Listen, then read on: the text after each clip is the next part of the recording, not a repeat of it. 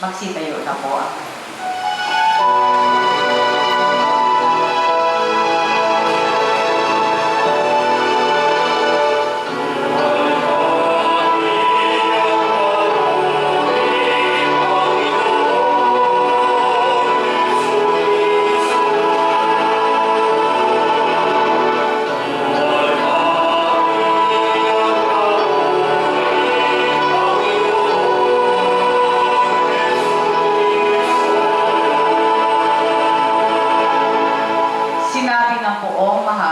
kasalanan ay talikdan, pagsuway at pagsisihan, maghahari ng lubusan ang pong Diyos na may kapal.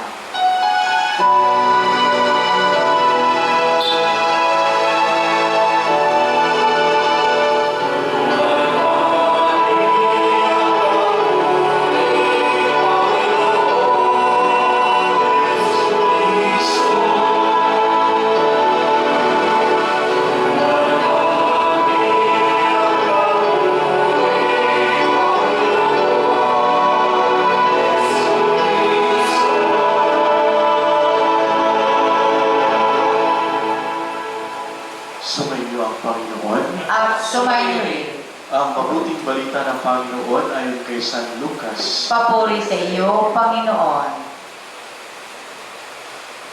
Dumating doon ang ilang tao at ipinalita kay Jesus na ipinapatay ni Pilato ang ilang Galileo, samantalang ang mga ito'y naghahandog sa Diyos. Sinabi niya sa kanila, akala ba ninyo higit na makasalanan ang mga Galileong ito kaysa ibang mga taga-Galilea dahil sa gayon ang sinabi nila? Hindi. Ngunit sinasabi ko sa inyo, kapag hindi niyo pinagsisihan at tinalikdan ang inyong mga kasalanan, mapapahamak din kayong lahat. At ang 18 namatay ng mabagsakan ng tore sa Siloe, sa akala ba ninyo'y higit silang makasalanan kaysa ibang naninirahan sa Jerusalem? Hindi. Ngunit sinasabi ko sa inyo, kapag hindi ninyo pinagsisihan at tinaligdan ang inyong mga kasalanan, mapapahamak din kayong lahat. Sinabi sa kanila ni Jesus ang talinghagang ito. May isang tao na may puno ng igos sa kanyang ubasan. Minsan, tiningnan niya kung may bunga ito, ngunit wala siyang nakita. Kaya sinabi niya sa tagapag-alaga ng ubasan, 3 taon na akong pumaparito at naghahanap ng bunga sa punong ito, ngunit wala akong makita. Putulin mo na. Nakasisikip lang yan. Ngunit sumagot ang tagapag-alaga, huwag po muna natin putulin sa taong ito. Uhukayan ko ang palibot at lalagyan ng pataba. Kung mamunga po ito sa darating na taon, mabuti. Ngunit kung hindi, putulin na natin. Mga kapatid, ang mabuting balita ng Panginoon. Pinupuri ka namin, Panginoong Hesukristo. Muling magandang gabi po sa ating lahat. Magandang gabi din po, Father. Tayo po ngayon ay nagdiriwang sa 3 linggo ng 40 araw ng paghanda para sa Pasko ng Pagkabuhay. Sisimulan ko po ang aking humiliya sa isang tanong. Bakit ba nagdurusa ang tao? Anong meron? Bakit nagdurusa ang isang tao? Meron po akong nakitang video clip sa Facebook. Sinabi po doon ng isang babae na documentary. No? Sa video niya, sabi niya, na ang kahirapan daw o pagdurusa sometimes it is a choice. Nagkakaganyan ka dahil sa totoo lang, pinili mo. Kaya nga po, kung titingnan po natin ang Ebanghelyo ngayon, si Jesus mismo pinalaalahanan niya ang kanyang mga apostol na kung hindi tayo magsisisi, kung hindi natin babaguhin yung ating mga sitwasyon, yung ating mga ugali, if there's no such thing as conversion, same thing that will happen to us. Mamamatay tayo. Ganun ang pahiwatig niya sa kanyang mga alagad. At ganun din naman ang punto ng ikalawang pagbasa sa atin ngayon. Si Moises, dinala niya ang mga tao, ang mga Israelita papunta sa lupang pangako.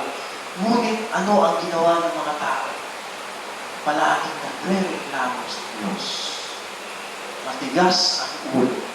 Anong sinabi ni San Pablo? Nagkalat ang kanilang mga butong sa ilang sapagkat sila mismo ayaw nilang magsisi sa kanilang mga kasalanan. Sila mismo nagmatigas sa kanilang mga damdamin. God did everything for us. But in return, ano po ang ginawa natin? Kaya isa itong paalala sa ating lahat sa panahon ng Kwaresma. Yung mga ginagawa pa natin, we have these Lenten practices. Prayer, fasting, almsgiving, panalangin, pag-aayuno, at kawang gawa. Itong ginagawa po ba natin? Ito po ba ay pumupunta o nag-guide sa atin para sa conversion natin? Because if these practices are not leading us to conversion, then it's useless to do it. Otherwise, everything is superficial. Conversion is very important in the season of Lent. And is the core, actually, of what we are celebrating these 40 days.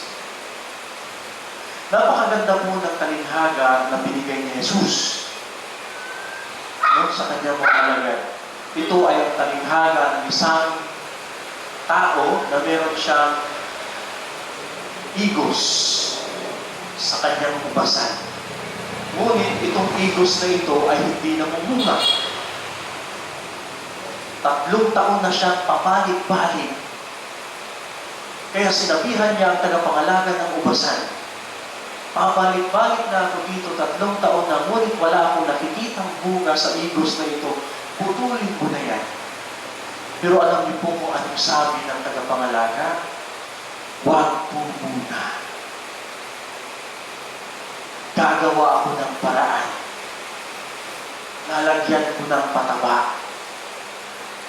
Titignan natin kung mamumunga sa susunod na taon. Kung hindi, puputulin natin. This reminds us of God. Kung anong merong Diyos tayo. No? Na ang Diyos ay binibigyan tayo ng pagkakataon na mamunga. Pagkakataon na kumbaga ayusin natin ang ating sarili para lang makapamunga. Siguro, tanungin na natin yung mga sarili natin, am I fruitful? Naging mabunga ba ako? Sa pagpapalaganap ng mabuting balita, naging mabunga ba ako sa pagpapahayag ng pag-ibig ng Diyos para sa iba? O ako yung naging dahilan kung hindi sila namumunga? Ako yung dahilan kung bakit yung iba nagdurusa. Our gospel today is a reminder for all of us na lahat sana tayo, hindi lang ang Diyos na nagbibigay ng pangalawang pagkakataon, kundi tayo rin. We can extend it to other people. Kung binigyan tayo ng Diyos ng pagkakataon, tayo rin sana ay magbigay ng pagkakataon para sa iba. I would like to take an example sa mga nangyayari sa lipunan natin ngayon. During the past administrations, maraming nagsasabi na kapag adik ka, mas mabuti pang patayin ka na. Is this how we think? Porket ba ang isang tao ay hindi na namumunga? Porket ba ang isang tao ay wala nang ginawa, walang nagawa sa lipunan, ipuputulin na lang ba natin? Kahit sa mga nangyayari ngayon, ito yung kaisipan ng lahat. mas mabuti pang patayin. Anong pinagkaiba natin sa Ebanghelyo na sinabi ng may-ari na putulin na lang ang isang igo sapagkat hindi ito namunga. Pero sabi ng tagapangalaga, huwag muna. This is how Christian thinks. We should give a second chance to each and every person na kahit yung ibang tao o isang tao na sa tingin natin ay wala nang silbi. Sa tingin natin ay nakakakisikip lang sa lipunan. This is how we should do.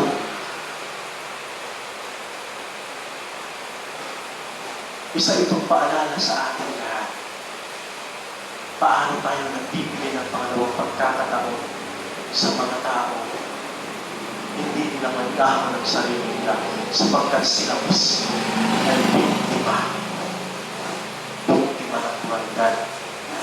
Biktima ng kakulangan ng justisya sa lipunan. Biktima ng droga. Biktima ng pagmamahal.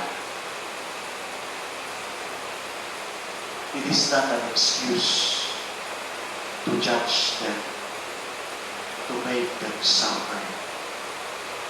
But it is always better to give them a chance. Kaya nga po mas maganda yung mga institusyon, mga foundation na nagbibigay ng pagkakataon sa mga tao makapag-aral kung hindi sila nakapag-aral sa formal school. We have rehabilitation center. Those institutions, we have prison center, kulungan. Ito yung tirahan, itong lugar para magbago ang isang tao. Hindi pagpatay ang solusyon sapagkat nakakasakit ang isang tao sa lipunan.